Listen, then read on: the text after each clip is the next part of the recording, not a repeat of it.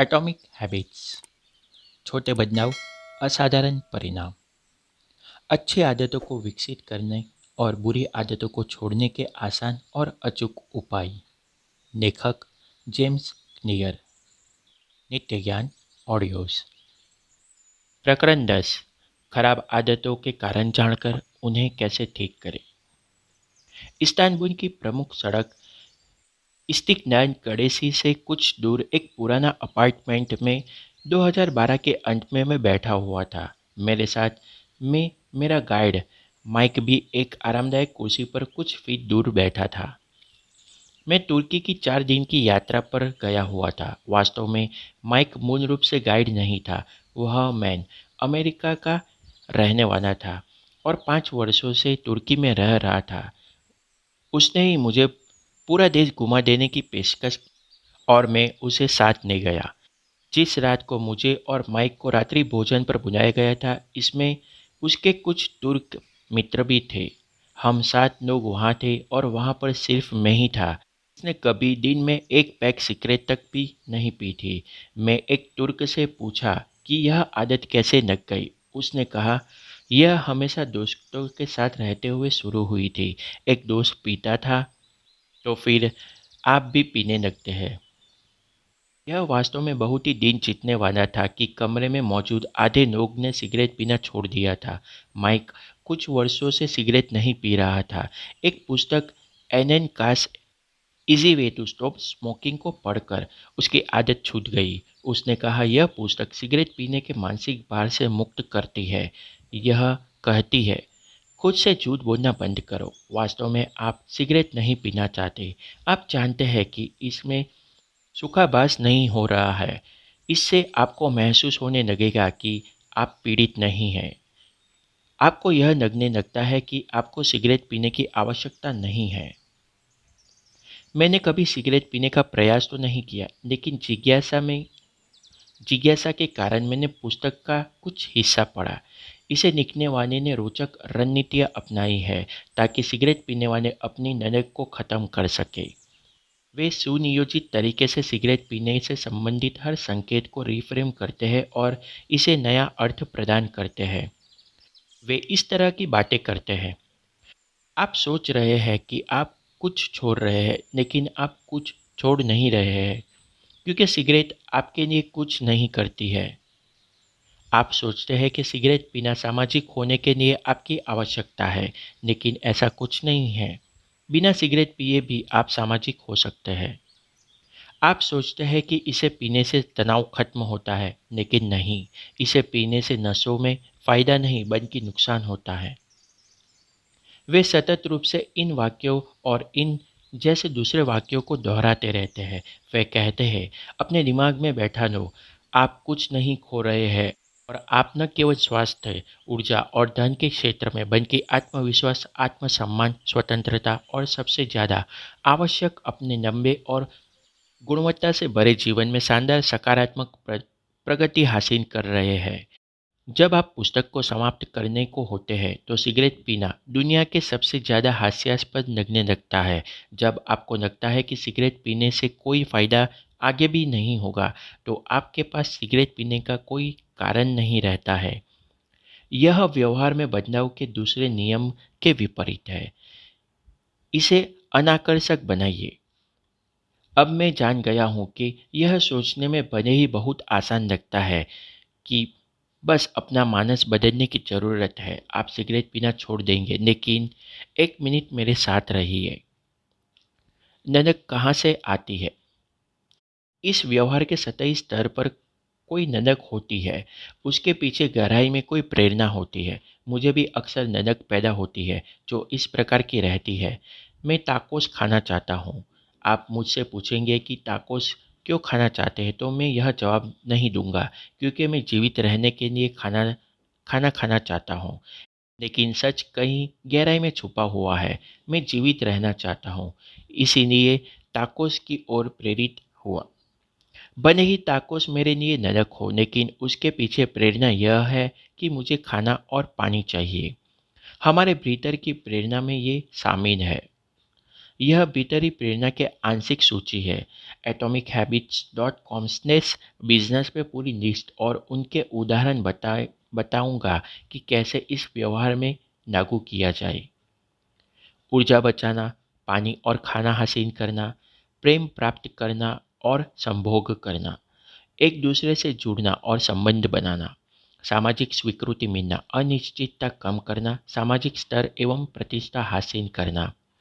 कोई ननक भीतर की प्रेरणा की विशेष अभिव्यक्ति होती है। आपके दिमाग में यह इच्छा नहीं रहती कि सिगरेट पीनी जाए या इंस्टाग्राम चेक किया जाए या वीडियो गेम्स खेले जाए।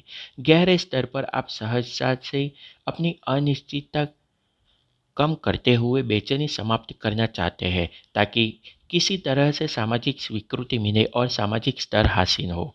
किसी भी उत्पाद की तरह आदत डालने को देखें तो आप महसूस करेंगे कि यह कोई नई प्रेरणा नहीं रचती है, बल्कि यह मानवीय स्वभाव की भीतरी प्रेरणा से जुड़ी हुई होती है। प्रेम पाए और प्रजनन करें इज इक्वल टू टिंडर का उपयोग करें। दूसरे लोगों से जुड़े और संबंध बनाए इज इक्वल टू फेसबुक पर ब्राउजिंग करें। सामाजिक स्वीकृति को जीतना इज इक्वल टू इंस्टाग्राम पर पोस्टिंग करना। अनिश्चितता कम करना इज इक्वल टू गूगल पर सर्चिंग करें। सामाजिक स्तर और प्रतिष्ठा कमाना is equal to video games खेलना। आपको आदतें किसी प्राचीन इच्छा का आधुनिक हल है। पुरानी खराब आदतों का नया संस्करण। मानव व्यवहार की भीतरी प्रेरणा पहले जैसे ही है। खास आदतें जो हम अलग तरह से करते हैं, वे पुराने इतिहास पर ही निर्भरित होती है। शक्तिशाली अंश समान भीतरी प्रेरणा को हल करने के विभिन्न उपाय होते हैं। एक व्यक्ति तनाव को भगाने के लिए सिगरेट पीना सीख सकता है।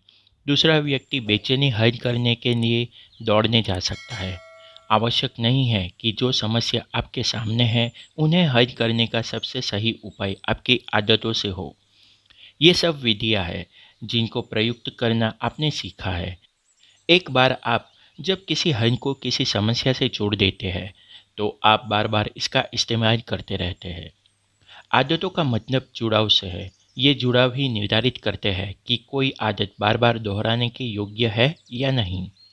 जैसे कि हमें पहले नियम की चर्चा में शामिल किया था, आपका दिमाग सूचनाओं को सतत रूप से ग्रहण करते हुए माहौल के व्याप्त नए संकेतों को देखता रहता है।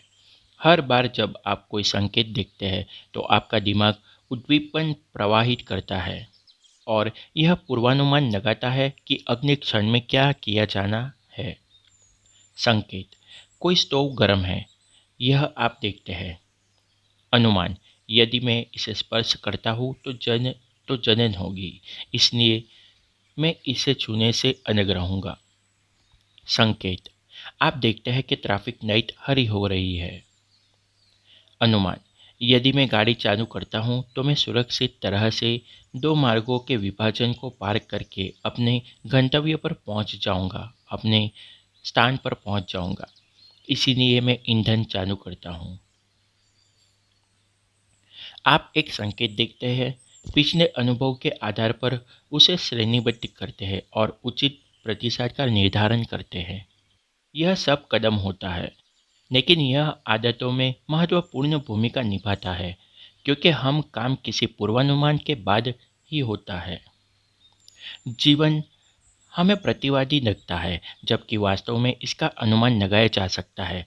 पूरे दिन आप अपना चिंतन इसी में रखते हैं कि जो आपने अभी देखा है उसके आधार पर किसी तरह से काम किया जाए और आपके लिए पहले क्या काम आया था। आप सतत रूप से यही पूर्वानुमान लगाते रहते हैं कि अगले पल क्या होना है। हमारा व्यवहार इस प्रकार के पूर्वानुमान पर बहुत ज़्यादा आधारित रहता है। इसे दूसरे प्रकार से देखें तो हमारा व्यवहार उस पर बहुत ज़्यादा निर्भर करता है कि हम घटनाओं की व्याख्या किस प्रकार से करते हैं। यह आवश्यक नहीं है कि व्याख्या घटनाओं की तर्कसंगत असलियत हो। दो लोग सिगरेट की ओर देखते हैं, एक को पीने की इच्छा हो जाती है और दूसरे को उसकी गंध से भी चिढ़ आ जाती है। इसी तरह से संकेत अच्छी या खराब आदतों को बढ़ाते हैं, जो आपके पहले के चिंतन पर आधारित है। आपकी आदतों का कारण वास्तव में वह पूर्व चिंतन है जो उन्हें आगे बढ़ाता है। यह पूर्वानुमान भावनाओं को जन्म देता है। इस तरह ही हम आमतौर पर नरक का वर्णन करते हैं, यानी भावना, इच्छा और आग्रह। भावना और उमंग हमारे द्वारा देखे गए नए संकेतों और हमारे द्वारा लगाए गए पूर्वानुमानों का संकेतकों की तब्दीली कर देते हैं, जिन्हें हम लागू कर सकते हैं। वे यह समझने में मदद करते हैं कि वर्तमान में हम क्या समझ रहे हैं। उदाहरण के लिए, आप इसे समझ रहे हैं या नहीं, लेकिन आप देख रहे हैं आप अभी कितना गर्म या ठंडा महसूस कर रहे हैं। यदि तापमान एक एक डिग्री करके गिरता रहे तो आप शायद कुछ भी नहीं करेंगे। यदि तापमान 10 डिग्री गिरता है तो आप ठंड महसूस करेंगे और कपड़ों की एक और परत डालेंगे। ठंड लगना संकेत था जिसने आपकी कार्य करने के लिए प्रेरित किया। आप पूरे समय संकेतों को महसूस करते रहते हैं, लेकिन यह केवल तभी होता है जब आप इसका पूर्वानुमान लगाते हैं कि आप एक अलग स्थिति में बेहतर होंगे। तब आप कार्यवाही करते हैं। कोई ननक उस बात की समझ है कि आप कुछ मिस कर रहे हैं। यह आपकी भीतरी अवस्था बदलने की इच्छा है। जब तापमान घट जाता है तो आपका शरीर जो अनुभव कर रहा है और वह क्या अनुभव करना चाहता है, यह इसके बीच का अंतर होता है। वर्तमान अवस्था और इच्छित अवस्था के बीच में जो अंतर है, वह आपसे कार्य करा लेते हैं। इच्छा एक प्रकार का अंतर है कि आप अभी कहाँ हैं और भविष्य में क्या होना चाहते हैं। छोटे से छोटा काम भी वर्तमान से अलग अनुभव करने की प्रेरणा से भरा होता है। आप जब आप अधिक खाते हैं या सिगरेट सूंघा लेते हैं या सोशल मीडिया ब्राउजिंग करते हैं, तो आप वास्तव में आलू के चिप्स या सिगरेट का सेवन नहीं करना चाहते। न ही सोशल मीडिया पर ढेर सारे लाइक्स चाहते हैं। आप सिर्फ अलग अनुभव करना चाहते हैं। हमारे आभास और भावनाएं हमें बताती है कि वर्तमान स्थिति में रहना है या बदलाव करना है। वे हमें बताती है कि हम क्या बेहतर तरह से कर सकते हैं। न्यूरोलॉजिस्ट ने पाया है कि जब भावनाएं और आभास खंडित होते हैं तो हम वास्तव में फैसला करने के योग्य नहीं रह जाते हैं। हमारे पास संकेत नहीं होते कि क्या प्राप्त करें और क्या छोड़ें। न्यूरोसाइंटिस्ट एंटोनियो डेमेर्सियो ने बताया, भावनाएं ही आपको यह गुंजाइश देती है कि आप चीज़ों को अच्छी, खराब या उदासीन के तौर पर अंकित करें। संक्षिप्त में कहें तो आपके द्वारा महसूस की जाने वाली विशिष्ट धनक और आपके द्वारा की जाने वाली आदतें वास्तव में आपकी मूलभूत अंतर्निहित प्रेरणाओं को पूरा करने का प्रयास होती है। जब भी कोई आदत सफलतापूर्वक किसी मकसद से जुड़ जाती है तो आप में इसे फिर करने की ननक विकसित हो जाती है। समय के साथ आप यह पूर्वानुमान लगाना सीख जाते हैं कि सोशल मीडिया देखना प्यार महसूस करने में आपकी मदद करेगा या यूट्यूब देखना आपके डर को भूल जाने की गुंजाइश देगा। आदतें तब आकर्षक होती है जब हम इन्हें सकारात्मक भावनाओं से जोड़ देते हैं और हम नुकसान की बजाय अपने लाभ के लिए इसे अंतर्दृष्टि का उपयोग कर सकते हैं। कठिन आदतों का आनंद लेने के लिए कैसे करें आपके दिमाग को फिर प्रोग्राम। कठिन आदतों को यदि आप सकारात्मक अनुभवों से जोड़ना सीख जाते हैं तो आप उन्हें ज़्यादा आकर्षक बना सकते हैं।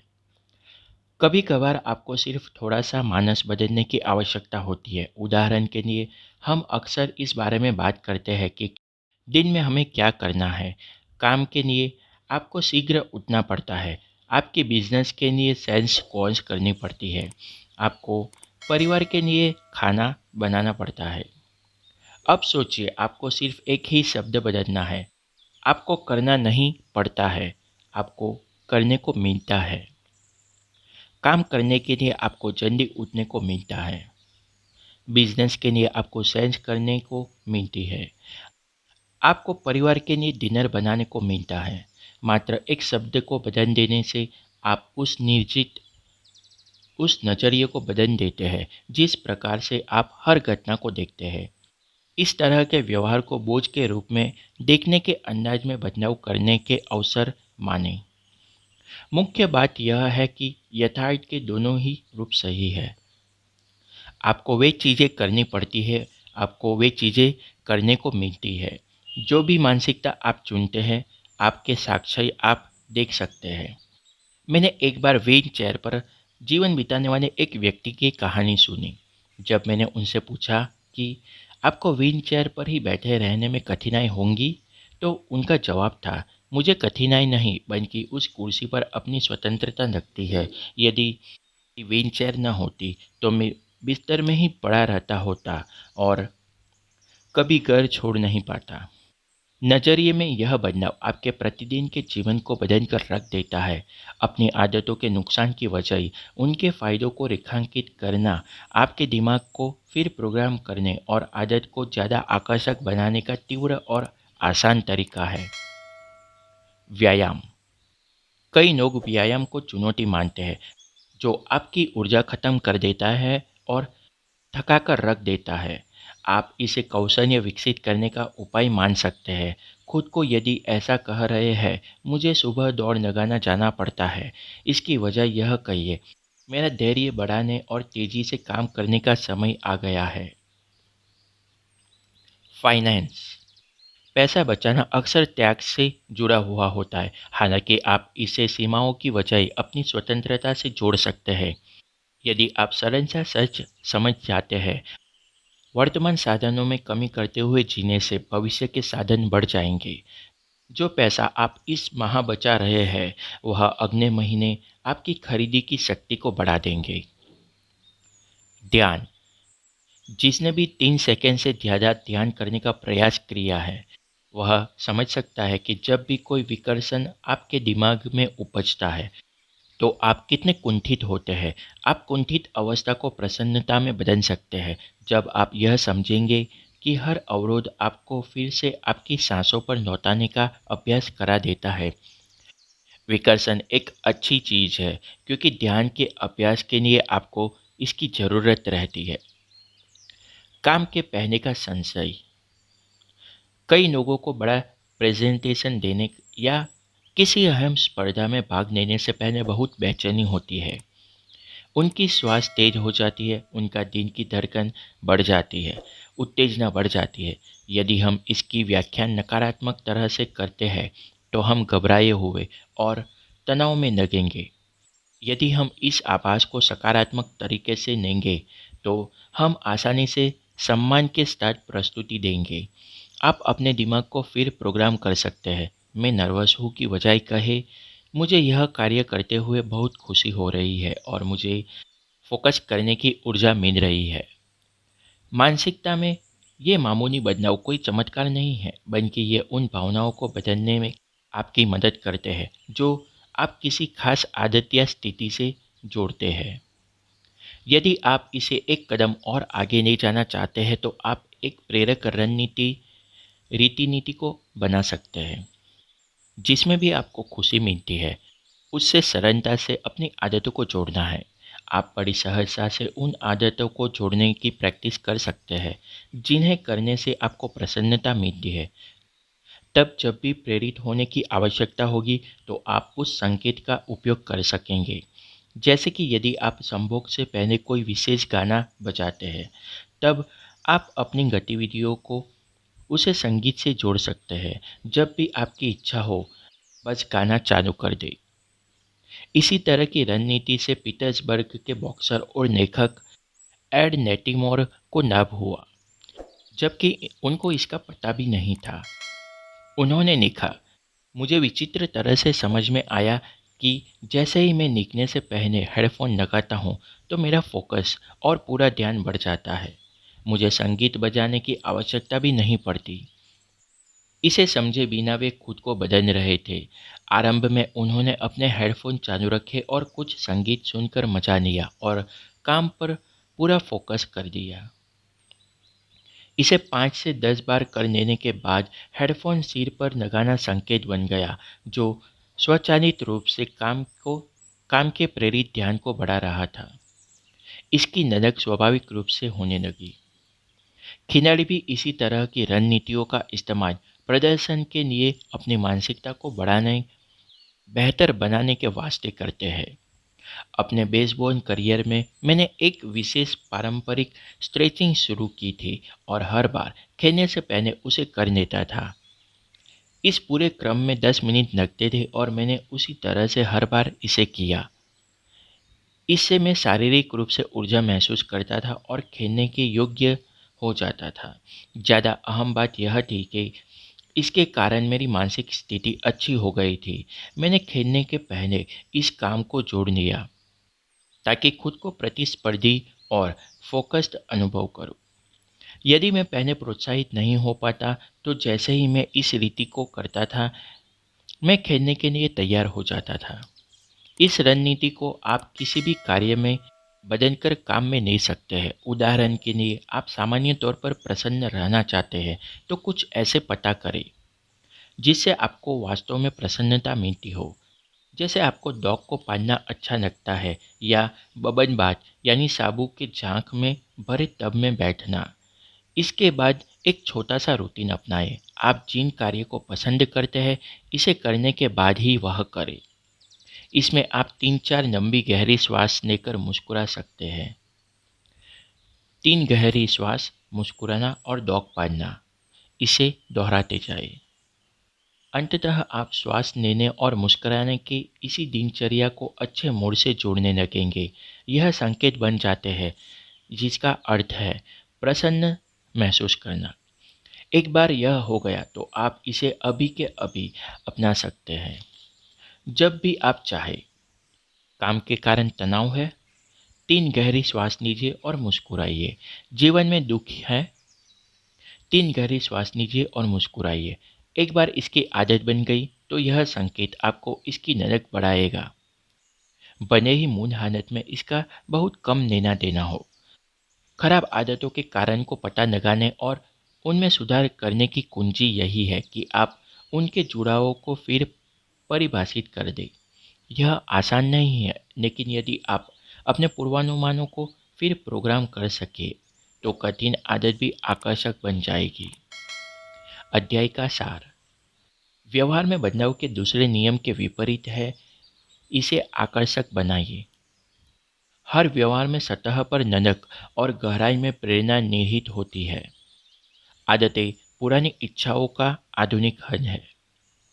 आदतों का वास्तविक कारण पूर्वानुमान है, जो उनसे पहले होता है यदि अनुमान आभास की ओर ले जाते हैं।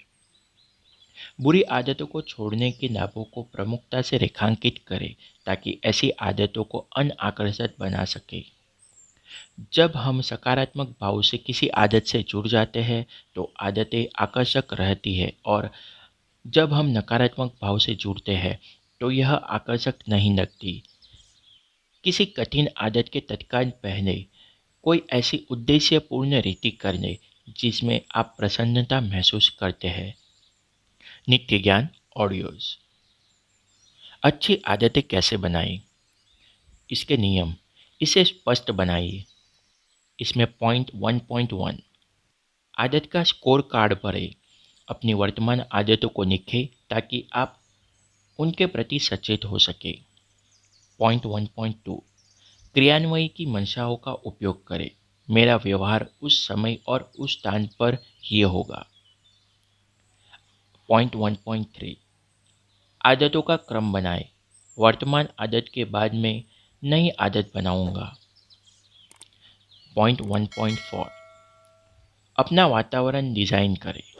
अच्छी आदतों के संकेत बनाएं जो स्पष्ट और दर्शनीय हो। 2 इसे आकर्षक बनाएं। पॉइंट 2.1 प्रलोभन बंधनिंग करें। जो कार्य आप करना चाहते हैं, उसकी जोड़ी उस कार्य के साथ बनाएं जिसे करने की ज़रूरत है। पॉइंट 2.2 ऐसी संस्कृति से जुड़े जहां आपका इच्छित व्यवहार सामान्य हो।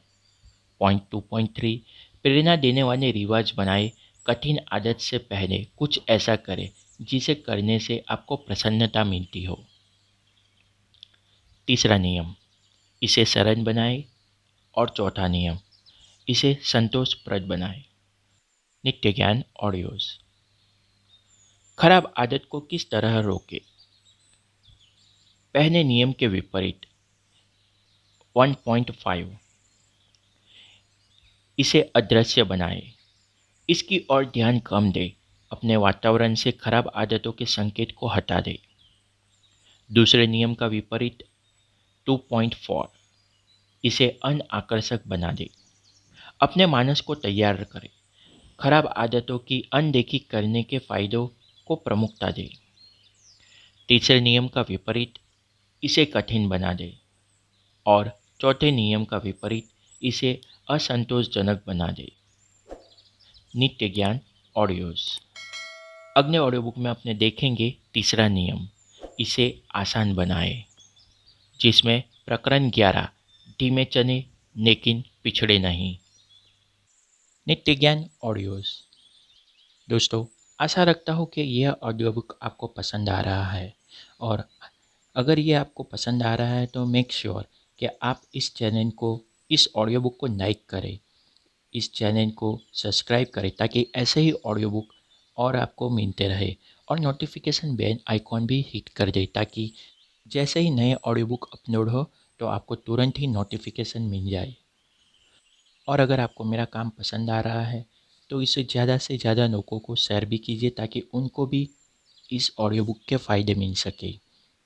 अगर ऐसे ही ऑडियो बुक आपको और चाहिए तो इस चैनल को सब्सक्राइब कीजिए और इसे ज़्यादा से ज़्यादा अपने ग्रुप, फ्रेंड्स, फैमिली में शेयर कीजिए। और मुझे ये भी बताइए कि आपको ये हिंदी ऑडियो बुक कैसा लग रहा है। और अगर कोई कंप्लेन या कमेंट हो तो नीचे कमेंट्स बॉक्स में ज़रूर बताइए। आशा रखता हूँ आपको ये ऑडियो बुक पसंद आया होगा। आपका दिन शुभ रहे।